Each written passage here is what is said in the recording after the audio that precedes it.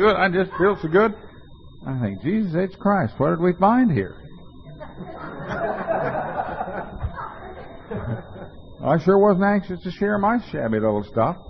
But I guess, to each his own. So, point is that we go share it with somebody. And what we share is the truth about ourselves, and it begins to see the daylight. And anything that's exposed to the daylight is in its own way starting to die. The kind of stuff that I had hidden away inside of me. So I share it, no matter how silly it is. I honest to God believed when I went to do this inventory the very first time, I thought, I know this guy. And when I tell him that, I'm pissed off at my mother because she made me wear elastic jeans. I mean, this guy is going to throw me out of his house. I mean, he's a tough hombre. He's a big-time crook.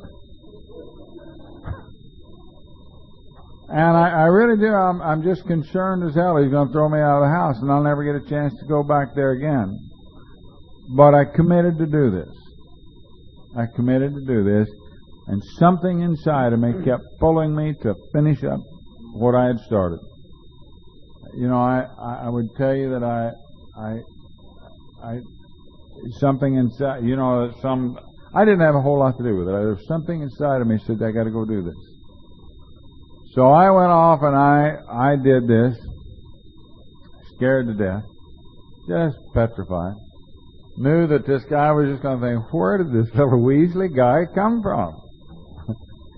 And so I shared all this stuff with him, and it wasn't big stuff. It really isn't big stuff. Just real petty little crap. But it was my truth. I am happy to tell you that a couple of years ago I stayed with him, my wife and I stayed with him for 3 weeks. With he and his wife. Stayed in his house. Moved back to Denver. I didn't have a place to stay at that particular time, and he made it possible for me to get settled in Denver again. This was a guy I was sure was going to throw me out of his house when I got through this fifth step and never speak to me again. Don't be too concerned. It's the truth, and we have to go share it with someone. Because, see, there's a point to all this sharing. Number one, if we try to get real erudite about this, the book says if we don't share it with somebody, a solitary self-appraisal is insufficient. We're liable to drink again. We have all those. But there's something even more crucial as far as my own experience reveals, and that is, once I share this truth, it becomes the reality. I get to see it for the very first time. This is the reality. This is what I am. It may not be what I want to be, but this is what I am. And it becomes my truth, very clearly my truth. Because you see, in this little spiritual process that we're going through, that becomes crucial in just a very short period of time. And I'll come to that in just a minute. We go share this with somebody. These are the instructions. We go share our truth with somebody. And when we're all through, we come home and we sit down quietly and reflect on what we've done. And then we carefully review what is it that's going on here. Well, number one, am I really alcoholic? Am I really an alcoholic? More importantly, am I powerless? See, this all comes down to lack of power. I know what I'd like to be, or I know what I don't like to be, but I don't have the power to be any different. So I have to reflect on that just for a little while. Do I believe that there is a power greater than myself that will change the way I think? Do I believe that? Have I truly become willing to go to any length? That's the third step prayer. God, I'm yours. You do whatever you want.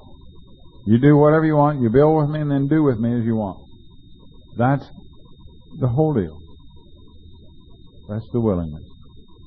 before? Have I done the best job I can this time to find out what's the real truth about old Jerry? And number 5, did I share this with another human being? And if I can clearly say that, then I'm about ready to very carefully stop and pause just a little bit so I can do one more thing. Do I find the truth about myself objectionable? Because if you don't find it objectionable, we're all wasting our time. That's a little secret I've discovered in this deal. I need to discover that the truth of what I am is so objectionable because it is totally different than what I wanted to be. When I discovered, in that 4th column of the resentment inventory, how often I am dishonest, what it became very clear to me is I'll lie about the silliest damn things. And I want to be an honest fellow. I mean, the word integrity carries such weight with me. High standards of integrity and unflinching ethics mean so very much to me, and that's who I'd like to be, and that's what I'd like to be. And when I look at my inventory, that's not who and what I am. And that's nauseating to me. It really is. And it's so terribly objectionable that I get real clear on something.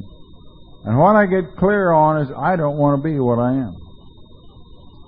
I truly do not want to be what I am. That's why when the question was asked, I think sometime yesterday, do we ever find anything good about ourselves? Well, that's not, no.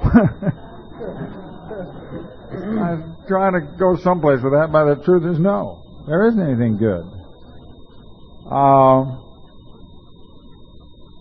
Because what I am is so terribly different than what I always wanted to be. And I find out that who and what I am is terribly objectionable. And the ideas that are in my mind are ideas that are no longer suitable for me to hold on to.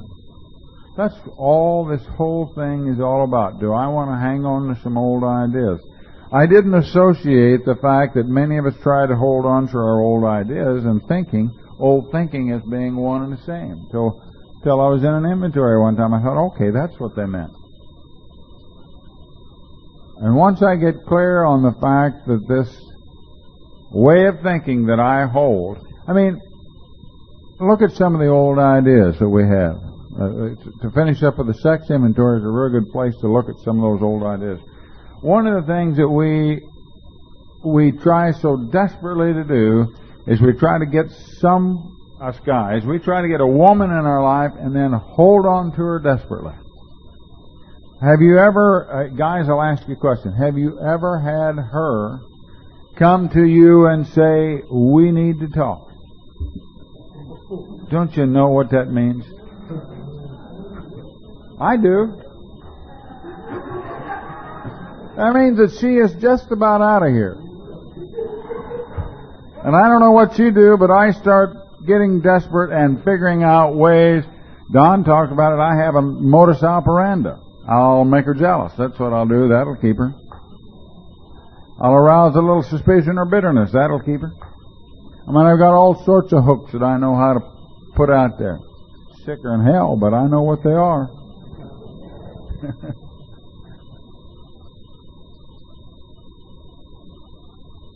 Because there has been a spiritual change that has begun to occur in this 5th and 6th step, I look at that idea and now I find that it is so distasteful to me. Why would I ever want to keep somebody around or force them to let me stay around if they don't want me here anymore? I mean, that'd be a punishment worse than death. I just can't conceive of it anymore. And that's the change brought about by the Spirit. See, I don't have the power to have that huge displacement of an old idea. I don't have that power. The Spirit opens that up, and all of a sudden you look at it and you think, how could I have ever thought otherwise? How could I have ever thought that if I just manipulate things just the right way, I can make it possible for me to stay here. That's dumb. And it's cruel. And it's everything that I don't want to be. I sometimes laugh. People come to me and they say, Jerry, can we talk? I want to talk about a relationship a little bit. Hell, I don't know what to say to them. I really, truly don't. What do I know about relationships? I give everything I've got to give to her, and if she lets me stay, then that's the most beautiful thing in the world. That's all I know about a relationship. It's no more complicated. I give it all. I don't expect anything in return. If she gives me something in return, that's fantastic. What else is there? What else is there? And I like to be responsible to her. You know what I really enjoy being? You know what I think every alcoholic really enjoys? Is being dependable. God, isn't it fun just being dependable? I thought fun was some big lofty stuff out here. And I'm discovering it's just being dependable. I even take out the trash on occasion. I like this thing about, do something nice for somebody and not let them know, but God, that's hard to do. Oh, that's harder than hell to do. But if I look at the truth of my life, I really come down to one final conclusion. Do I find that truth objectionable or not? And if it's objectionable to me, then I am probably in a position where I am willing to let go of those old ideas, aren't I? It really gets to be that simple. If I find the truth objectionable, that means I am willing to let go of the old ideas. And that's what we're really seeking to do here, is to let go of the old way of thinking. I have sought now for a number of years, almost 10 full years now, to see if I could find any one element of the thinking that I brought here worth keeping. Just one old idea that was worth keeping. And I have not found it yet. Everything that I brought with me into the halls of AA 23 plus years ago, I have not found worth keeping. My ideas that I brought here, I find objectionable. And as new inventories reveal more of those old ideas, I find that there's other ideas that I need to be rid of. But in this particular inventory I'm talking about now, this first one, I really could not tolerate the truth about myself. And when you get to that point, you have completed step 6. Now that's a very quick overview of 5 and 6. But it's really that simple. Share our truth, look at it, discover, okay, this is what I am. This is my truth. I now own it. Is this what I want my truth to be? And if it isn't, then am I willing to let go of all the ideas that underlie this truth? And then we're at step 6.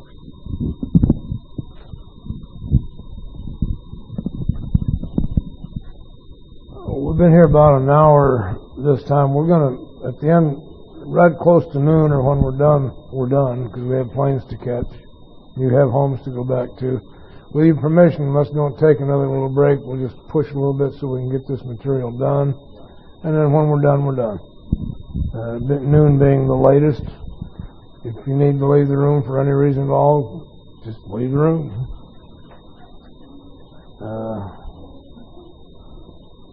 My God, they did too. Look at that.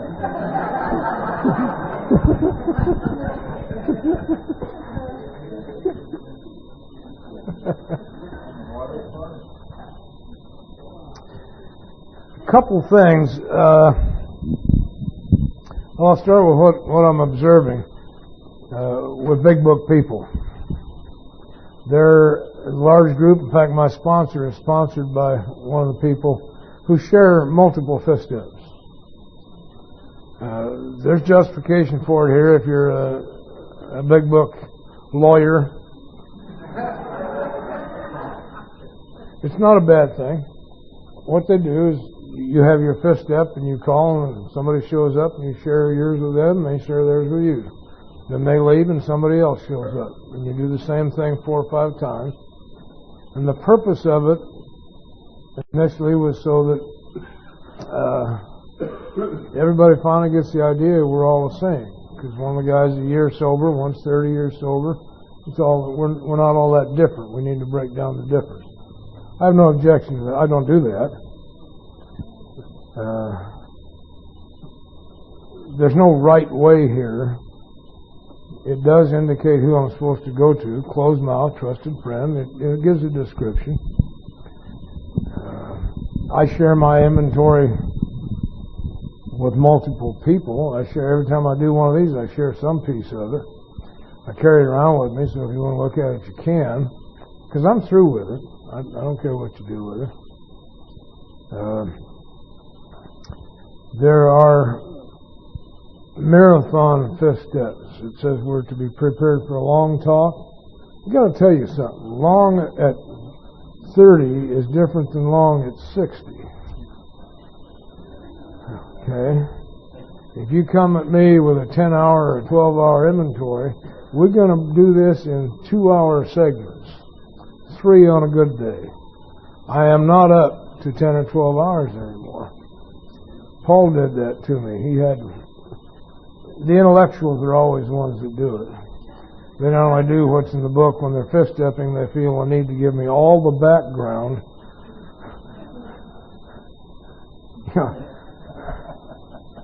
At 10 hours, because I really do listen. I think it's really important. My function is to listen so that I can, if necessary, feed back to you. Did you hear what you just said? I'm not going to tell you what you said, but listen to this. Do you understand you just said that?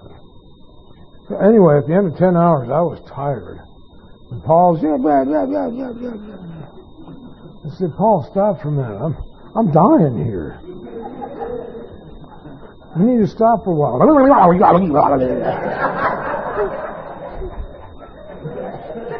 So I just crawled up on his bed and went to sleep. And woke up a couple hours later and he was still bad. Learned a great lesson. Okay? He's the same one that called me with some 10-step inventory one time, left it on my answering machine because I wasn't there.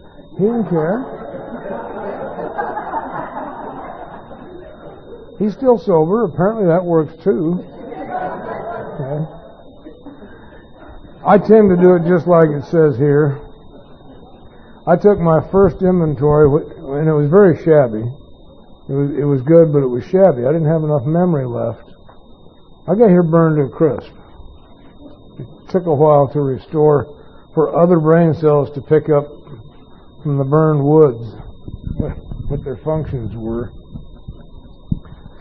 And I wasn't about to be rejected again by my sponsor, whom I'd gone to with that first one that he called garbage.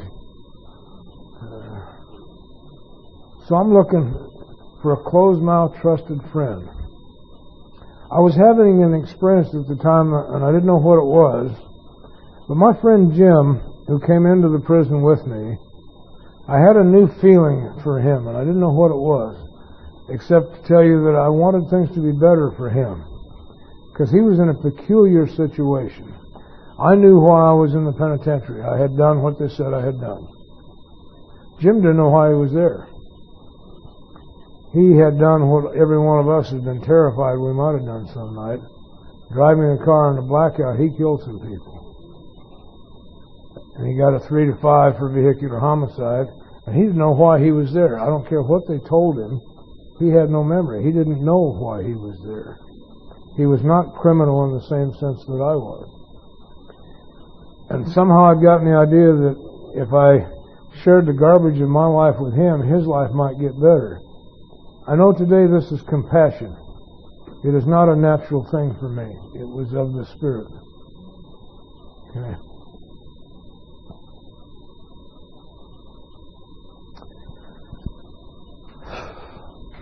I'm getting too old for this. So he and I went up to... Shut up, Matthew. Anyway, he and I spent the whole afternoon up in that school while I did the 5th step the way it says here. And the only thing he said, the other guy said it wasn't that bad. All Jim ever said was, okay. Or every now and then he would say something that would stimulate a little memory that hadn't shown up on the paper. Anyway, we got it done. And 2 experiences occurred in me. I pay very close attention to those changes. I've got to live with them for the rest of my life. I need to know when they're going on, what's going on. First of all, the sense that I was alone and an alien on this planet disappeared. It wasn't there anymore. The way you know something is gone is it isn't there anymore. Prior to this activity with Jim, I had been alone because it was me and who I needed you to be. None of you were ever really real to me. You were resources. No wonder I was alone.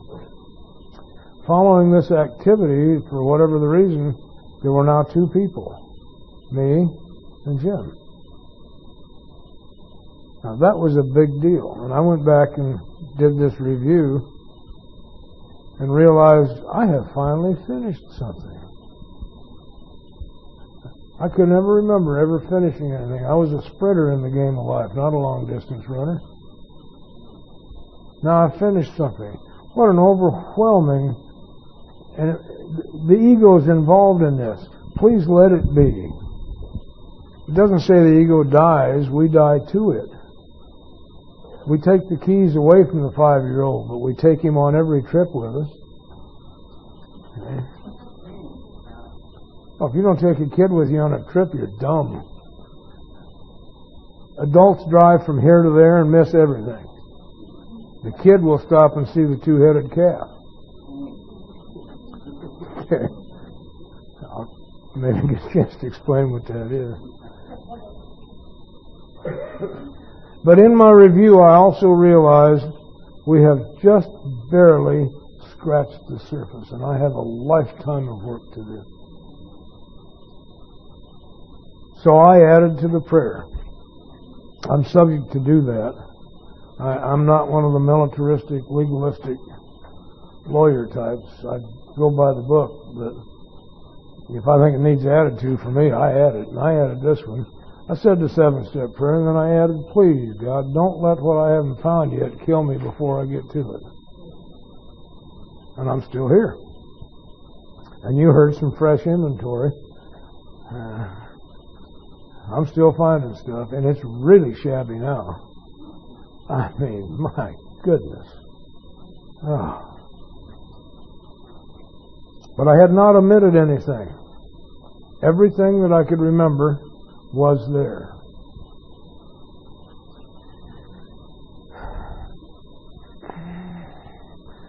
This is probably one of the most important areas here at the 6th and 7th step of the process itself, because this is where the power of God becomes observable and where the way I approach life becomes detailed. The power of God, the best I can tell, is willingness. It is so powerful that the moment I'm willing, it's already happened. There's no lag time. It's instantaneous. When I'm willing to change, I've already changed. When I'm willing to let go, it's already gone. So it's just that much. And that's spiritual power. There is no human power with that kind of reflexes. Okay? And if I don't have it, whatever it may be, in this case the willingness to let go of things I still want to hold on to, I go to God and ask for willingness. I ask for God's power. I'm a power seeker. I've always been a power seeker, and I don't want to ever stop being a power seeker. Lack of power is my dilemma. The only solution to my dilemma is power. And I will get power. And most of us get blocked here because we know that. We are talking about an endless reserve of power. We're talking about the power to change people's lives. by our presence and by our willingness to believe in the power. And you can't have my God, but you can, by God, believe I am in touch, and you can count on that. And it tells me later on precisely what to do and why I have this power. I have been given this power to help others. No other reason. This power is not for me. It's a strange thing that happen. I come to this thing in order to acquire power to solve my problem. The moment my problem is solved, I am not to work on my problem anymore. I'm to help you with yours. That's the only place I can put the power. And this isn't noble and well thought out. This is the way it is. Now, when that power hits, you can't shut up. You can't stay home. Oprah who? Okay. When you're ready. And sometimes it takes a little while. The suggestion at the sixth step is to spend an hour. And I'm such a big book Nazi. When you're through, you brought your book with you. Go home and put your book on the shelf so that you can follow the instructions. It says take the book off the shelf. Okay. Let's don't leave anything out. Okay. Don't add anything to it, but let's don't leave anything out either. And that is so silly that the power of laughter begins. You know, there's nothing like looking at yourself being silly. I've done all this incredible spiritual work, and it all hinges on me doing this silly activity of putting the book on the shelf, waiting a second, and taking the book off. Okay, it's only life or death. Lighten up. When we're ready, when I'm either truly willing to let them all go or truly willing to believe that the prayer for that willingness is already activating it, we say something like this. My Creator, I'm now willing that you should have all of me, good and bad. Okay. I pray that you now remove from me every single defect of character which stands in the way of my usefulness to you and my fellows. Grant me strength as I go out from here to do your bidding. Amen. And our prayer process then is completed. The house cleaning is done. Now, I've got a load of garbage that needs to go to the street. I can clean house and put them in black paper bags and leave them in the garage, and pretty soon the house stinks again. Once I get all the garbage gathered up, it's time to take it to the street. Okay? And dispense it. Get rid of it. Be done with it. What goes where? We have trash. We have recyclable plastics. We have recyclable glass. We got all kinds of bins for our trash. And we got days when you can put this one out and days when you can put that one out. Okay. It's not all that different. I got to get the right trash to the right people. Okay. I'm not to burden them with it. I'm not to give you the trash that accumulated over what I did to him. I gave that when I did the fifth step. I'm going to go back to him and say, what I did to you was trash. I'm getting rid of it. Blah, blah, blah. Okay? We said the third step together. I'm inclined to think we should say the seventh step together because this is a group activity, even though Jerry and I have done most of the babbling. Would you like to do that? Okay. Now, it won't be right because we didn't do all the other work in between, but it won't be wrong either. Okay.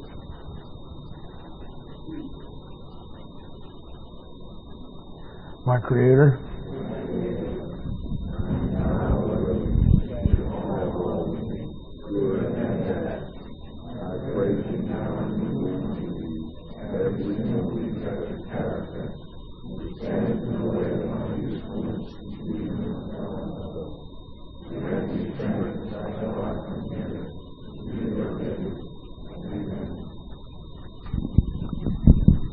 Implicit in the prayer is the fact that I am no longer going to work on my character defects. If I work on something, I get really good at it. God will remove them. In His own time and in His own way, they will be removed. If that isn't true, then there's no need to go any further with this. That's what this says. This path says, now get on about some other things. Defects of character are just character traits that are defective. What's the difference between commitment and stubbornness? They kind of look the same. When, Anyway.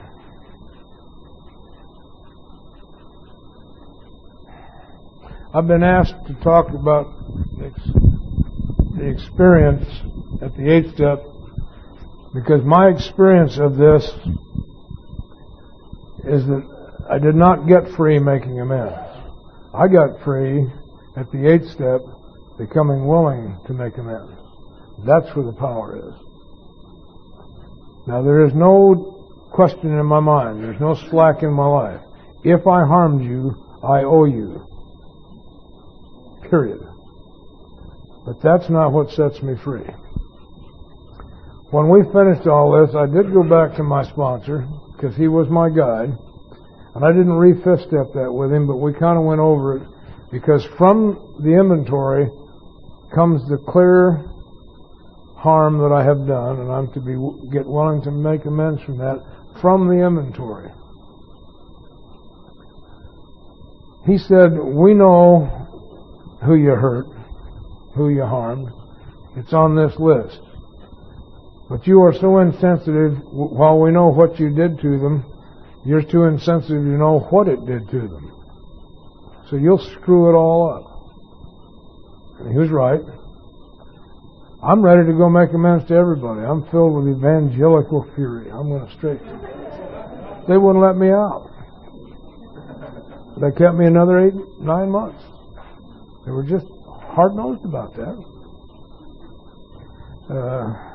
He said, here's what I want you to do.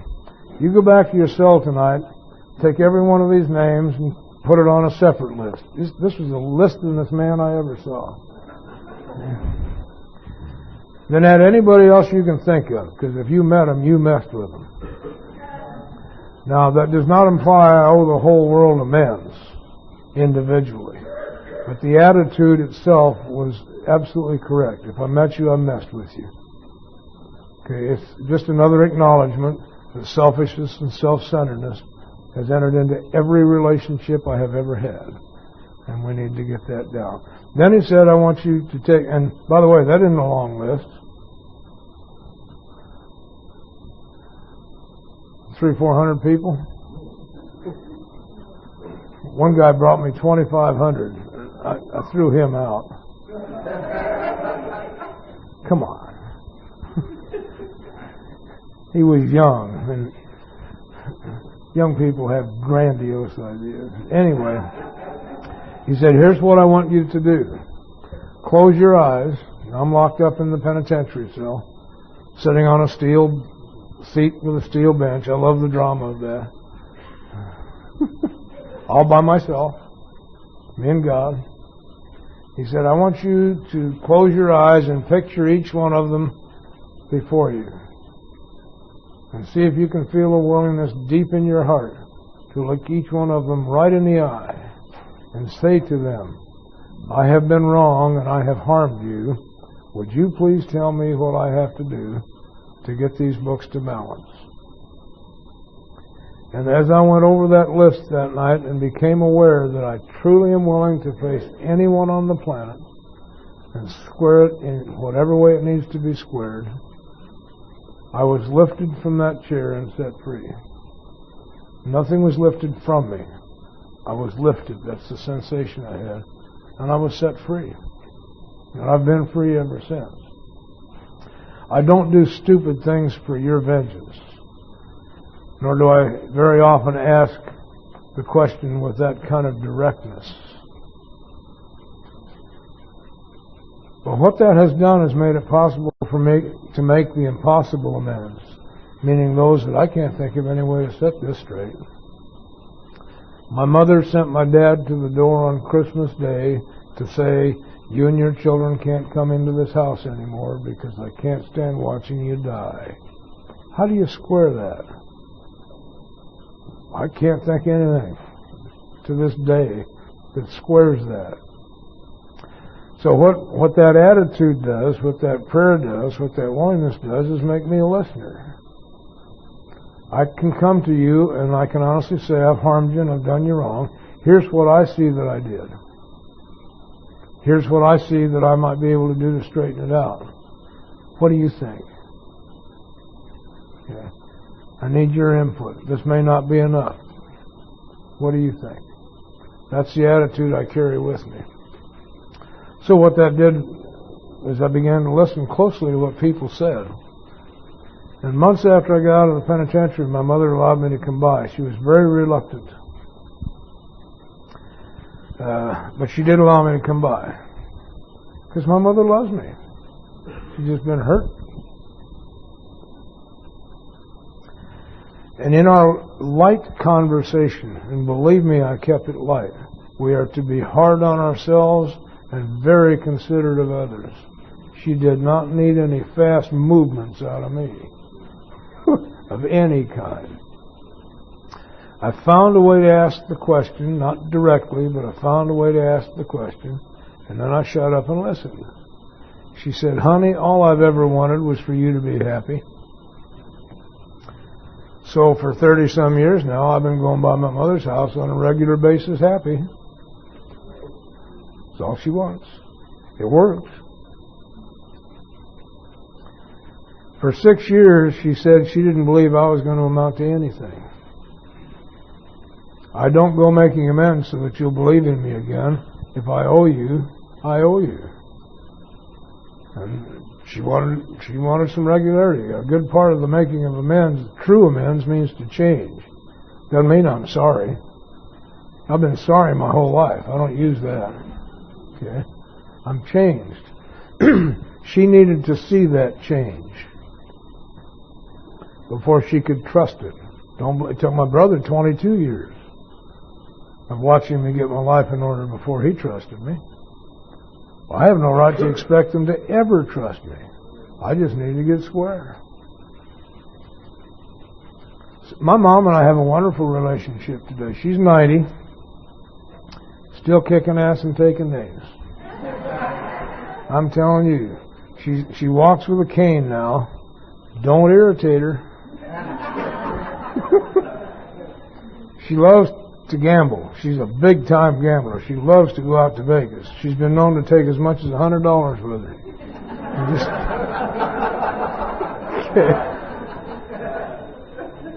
So I had some fun with her the other day. Dad died 3 years ago, and through the disposition of the property and all that, she's got more money than she'd need to live 3 lifetimes. So she's going to be fine. So I was kidding her the other day. I said, "Mom, you need a trip to Vegas. I'm a good luggage carrier." And we had a laugh. I said, "Look, next time you do go, do me a favor. Go big time. Take $500. It makes her nervous. This is the lady that was unable to allow me and my children to come into her home on Christmas Day because of the spiritual process, the ability to live one day at a time happy, visibly. I was able to be there and help my dad die. My Uncle Walt just died. Uncle Walt was an enigma. He looked just like an alcoholic. See, I'm the only alcoholic in my home. Although my son, my older boy, if he isn't, he'll do till one comes along. So keep your eyes out for him, please, because I can't help him. And he's in great, great pain right now. But Uncle Walt looked like one. Then about 30 years ago, some doctor said, "Walter, if you don't quit drinking, you're going to die." And he quit.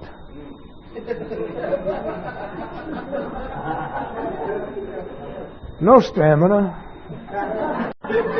no perseverance. Just didn't have what it took. But in the last couple of years, Walter, like my granddad, in the last couple of years of his life, really liked one jelly glass. I don't know if you do it back home, but we use jelly glasses for table settings.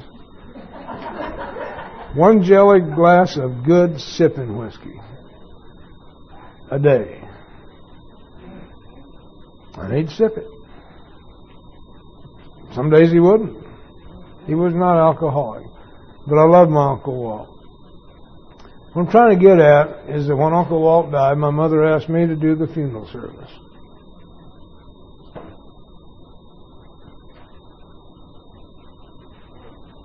Okay?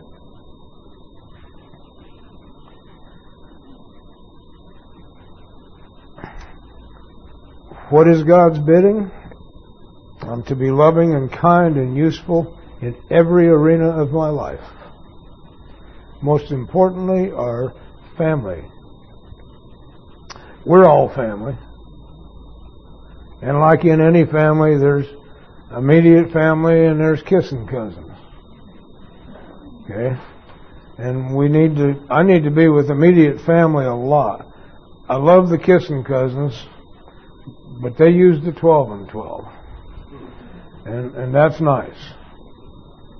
That's a good book, by the way. It's a clear report on the first weakening of the AA message.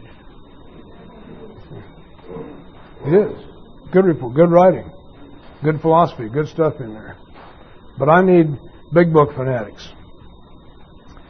People who know beyond a shadow of a doubt that if they can't find a way to carry this message to somebody who doesn't want to hear it, they're going to die.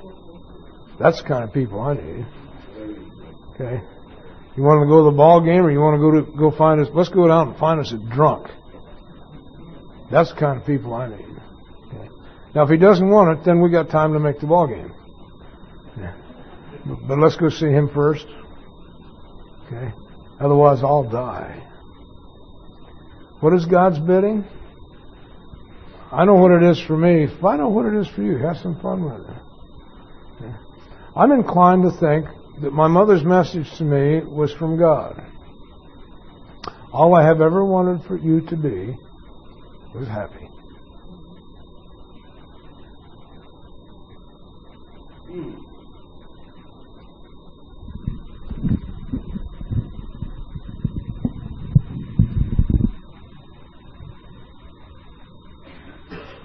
The old-timers, including our sponsors, give us some marvelous little tips on some ways to do things. I had heard Don's story about sitting in a cell, closing his eyes and going down that list of people to whom he owed amends and asking himself if he would be willing to make them. And now I don't know what you all do, but I tell you some things that I do. When I hear a real good idea, I won't tell anybody that it's a good idea, but I'll go home and try it. And so I heard that story some 10 years ago, and I thought, I think that I probably could stand to do that. Now, I'm a fellow that was so desperate to find a solution to my problem that when I did the inventory and the fifth step on a Tuesday, I was writing my my eighth step on a Wednesday and starting my amends on Thursday. I had to get this done. But in order to do that, I had to sit down and try this little exercise and ask myself, do I have that ability and the willingness to say I've harmed you? What do I need to do to make this right for you? How can I balance it out? And I discovered that I had some trepidation about making these amends. What it really came down to is I thought there's some of these that I can't do. But I would sit with each person on that list until it became clear to me that I can go do this. Again, I've talked to you here this weekend about willingness and wanting to. There weren't many amends that I've had to make. I'm trying to think if I ever had one that I wanted to go make. There are many that I simply became willing to go make. It's no different than what we're doing here. This is what we are. We do this, don't we? We share this message one with another. So I got clear on the fact that yes, I'm willing to go do this. And so I started off. Now you talk about something that's kind of a little mystical. I told you that I had created a deal with my mother to where I had completely convinced her that she was the cause of my alcoholism. And you know, I had done the same thing Don was alluding to. I had run around early in sobriety talking about trying to get you to understand and to like me again and forgive me. That's what going around and saying sorry. I got clear on that when I finally followed the instructions here. And realized that what I needed to do was, regardless of the outcome, I need to go do this deal. So I went home. I was living in Denver, and I drove back to Kansas where my mother was, and I sat down with her, and I said, Mom, I need to talk to you. Now, my father's been dead for a number of years, and so my mother had remarried, and I think the fellow that she remarried knew that I was kind of a flaky fellow, and so he was going to hang around and make sure that I didn't do anything that would hurt her. So no matter what I did that particular day, I could not get him out of the room. And so I finally said, well, I thought to myself, there's not going to be any way I'm going to get this deal done without him sitting here. So I began to try to clean this deal up with her and ask her what I could do. And you know what? She used the same precise words that Don's mother had given to him many years before.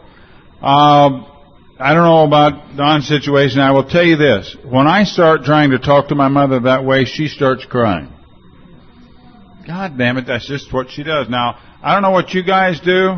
When your mother starts crying, I start crying. I do. And so she said, that's all I ever wanted, son, was just for you to be happy. I swear to God I never heard that when I was a kid. And I look back in retrospect, and I realized that that's what she was. You know, I told you about the incident of wanting to go uptown, and she said, I wish you'd stay home and study. There's a lot I can tell you about this amends because it took a long time to get this cleaned up, by the way. Because I had done a lot of harm over a long period of time.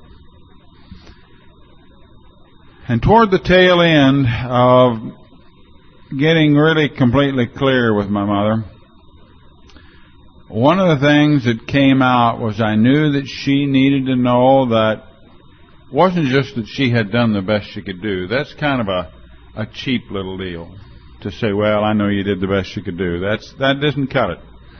What I had to tell my mother, and I had a great opportunity to do this. I entered graduate school a number of years ago, and I focused on courses that involved mathematics.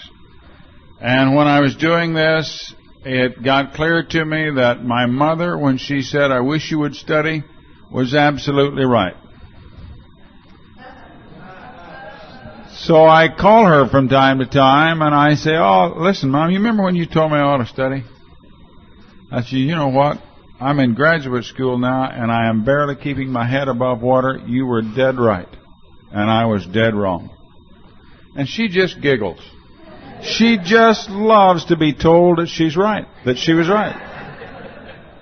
And the truth of the matter is she was. I mean, I'm not stretching that. I just need to get clear with her that I now understand she was right, and I was wrong. No big deal, but I need to give her that gift to understand that she was right and I was wrong. And slowly but surely over time, I have seen a marvelous little change occur. But like I say, it came over a period of time. When early on in this process, I had a suggestion made to me, and it said, the amends should be consistent with the harm done. Well, if the harm was created over many years, there's a high likelihood that the amends are going to take a number of years. And my job is to never be disappointed in how long it takes. It takes whatever it takes. My job is to make it and live the changed life, that the power that I have been given to live differently, and to just consistently live that way and let the chips kind of fall where they may, if you want to use that little cliche. And I've discovered that along the way. Now, this amends deal, really, there's some stuff that happens, and I want to share one little deal with you, and then I'll close my little part of this with one other thought. I told you about some of the stormy situations that I created for my children. And a few years ago, I was sitting down with my oldest boy, and he was in college in Manhattan. Not Manhattan, New York, Manhattan, Kansas. And I love to say Manhattan because people think, oh, your kid went to school in Manhattan. He went to school at K-State. He did well, though. In any event, we were sitting there in his little room, and I said, and I don't know why fathers do this with their kids, but you do it from time to time. And I said, you know, son, I've been thinking, when I die, I just soon we do a little quick, easy ceremony, cremate me, and let's go down the road. And just know that I have really enjoyed my time with you all, and you have been marvelous gifts to me as kids. You really have. And I want them to understand that they have been more of a gift to me than I will have ever been to them. And I really mean that. And so we're talking that way, and he says, Dad, you want to do what? And I said, a cremation. Let's just, boom, let's get this over and done with, make it cheap. And he said, we can't do that. And I said, why not? He said, I want you buried someplace where I can go to. I said, why do you want that? And he said, Dad, the reason I want that is because then I can go there. And I said, why do you want to do that? And he said, Dad, wherever you are, there's great peace. Now listen.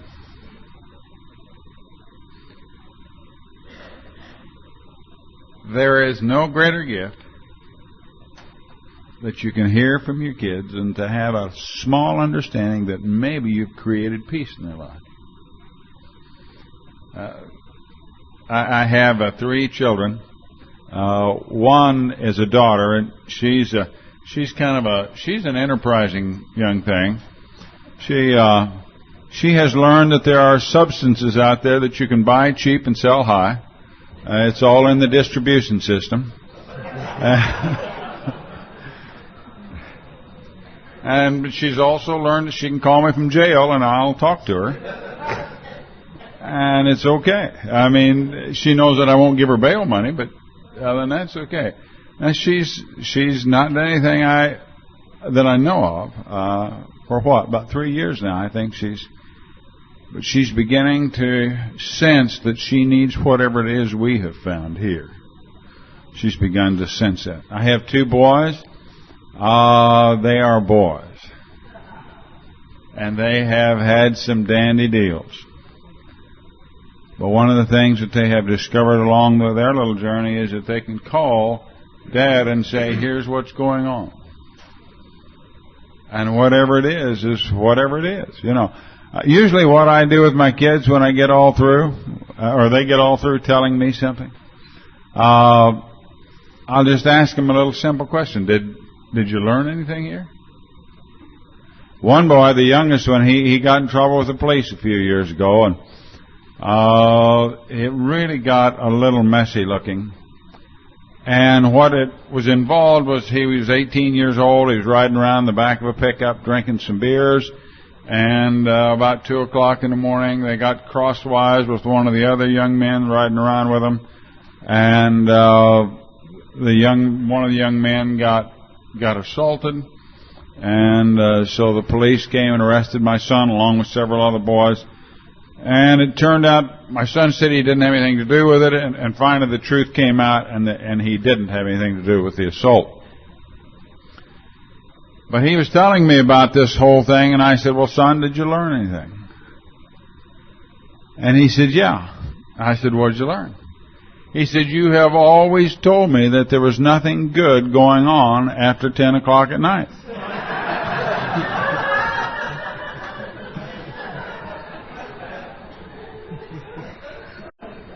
See, I didn't have to, they learn this stuff on their own. They learn it on their own. And that's a part of my amends to my kids. The kids call me often, and they say, Dad, what do you think I ought to do? I said, listen, you know what my history is. I really, truly don't know. You guys have great judgment. Great judgment. Well, Dad, what do you think we ought to do? I said, I just told you, I don't know. But usually they'll stay on me, and I will finally share with them what my experiences have been. Now, see, there's a big difference between me telling them what they should do and sharing my experiences. I tell you what, your kids love to hear the experiences we've been through. Try it. Try it on. My kids just absolutely love to know what this has been all about. And in that exchange, they have begun to understand that there is something more to this life than just acquiring a few little things. They've learned something about the spiritual way of life. Now, I'm not pushing this on them. They'll get to it if that's what they get to. But they know what I do. And I used to hear people say, well, don't you think your kids should respect you? As part of my amends process, I believe this. I need to respect my kids. And if they respect me in return, that's fine. And if they don't, that's fine. I really owe them my respect. See, that my kids, the reason I can say that so easily, number one, it is a spiritual truth. I owe them respect. The other reason is none of my kids have ever gone as far down the road as I've gone. And I look at them, and I think, wait a minute, they put up with me for a long time. They put up with me for a long time. And as far as I know, they never made any judgments about me. I'm the judger in the bunch. They make no judgments. So I owe them a great deal of respect. And some of the work in this 9-step process. See, I told you early on that I had suffered a great deal from depression, most of my life. And I was sitting one day, and I was about halfway through the amends process, just wondering if I was ever going to get this whole damn deal done. Oh, it was terrible, just trudging through the amends, another amend. I mean, I had a fairly long list, and some of them were amends that I thought I was going to go to jail on. One I thought I was going to go to a federal penitentiary when I made it. I thought, God, I can't keep doing this. And the depression just seemed like it was never going to lift. And I was about halfway through the amends, and I woke up one morning, and as still and quiet as the falling snow, the depression wasn't there. And I, to this day, cannot tell you when it had been removed. I don't know whether it had been the day before, a month before, or 3 months before. But I woke up one morning, and I thought, life is really not so bad. It's okay. And the moment that my mind said that, I thought, that's all I ever wanted. I don't want to be high. I don't want to be particularly low. I just want to be here. Okay, now. That's all I ever wanted. And I discovered halfway through the amends that that's what I was receiving as I kept walking down this little old deal, not knowing that was going to happen. The old-timers will tell you that that's when the power returns is in the 9th step. I didn't know that was going to happen. Marvelous, marvelous experience. And it just came about just as a result of doing what we've been talking to you about this whole weekend. I just literally, the book uses the word trudge. Have you ever seen that word in the book? Trudge? Isn't that an ugly word? God, I hate that word. But that's what we do. We just trudge down through this. There's nothing real glamorous about it. Don used the word rigorous. It is rigorous. Most of my days are spent where I almost always can very clearly see I have two choices. I can go here or I can go here. One is clearly self-serving. But God, I want to do that. And I have to pause long enough for the Spirit to show me the other option. Now that takes rigorous practice on my part, because it's in my nature. If I'm going to do anything at all, I really want you to know just how good I am. It takes rigorous practice for me to let something go to where I am not focused on trying to take some little maneuver that makes me look good. And that all came out of, or came clear to me in this part of the process. It's time for this gathering to break up. We have entered the world of the Spirit. Our next function is to grow in understanding and effectiveness. And at this point, I'm always frustrated. We've taken a whole damn weekend to get to where there's something important to do. And now we have to go home. We have so much to share with each other.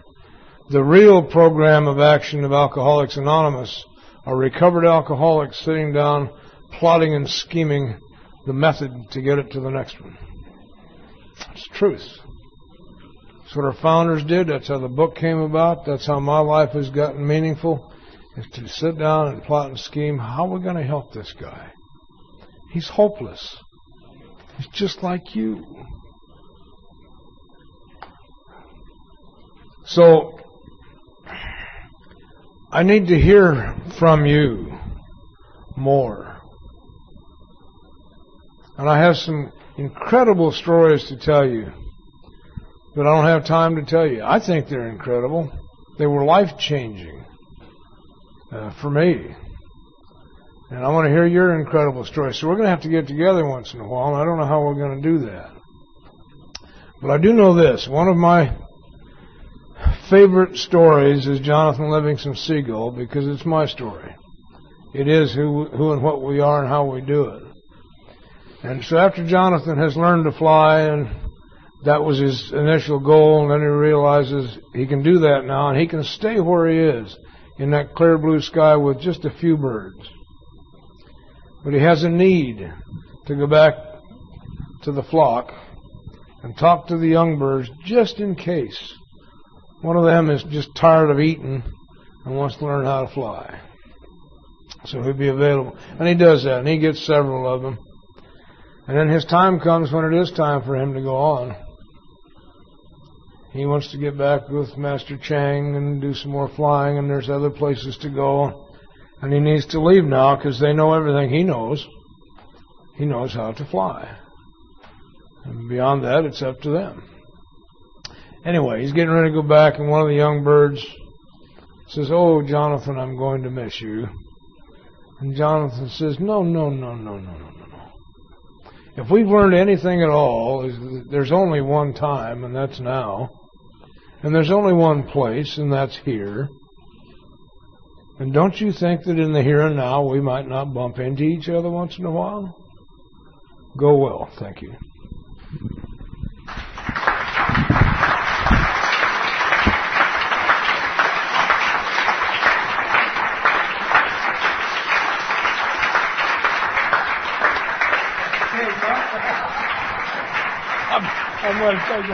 There are some nice fellows who have been back here working the whole weekend.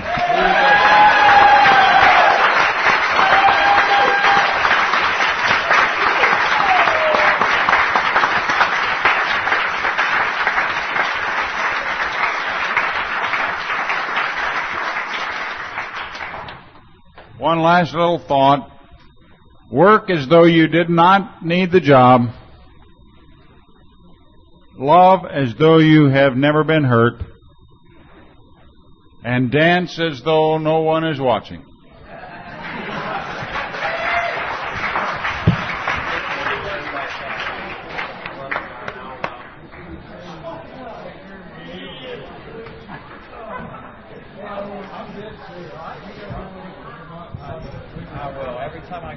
Hello, everybody. My name is Bart. I'm an alcoholic.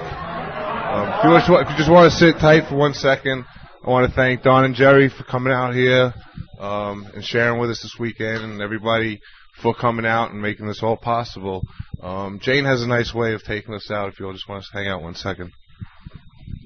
Hi, my name is Jane. I've been asked to sing Amazing Grace to close this seminar. So if you'd all like to stand up and hold hands and sing along, please do. Amazing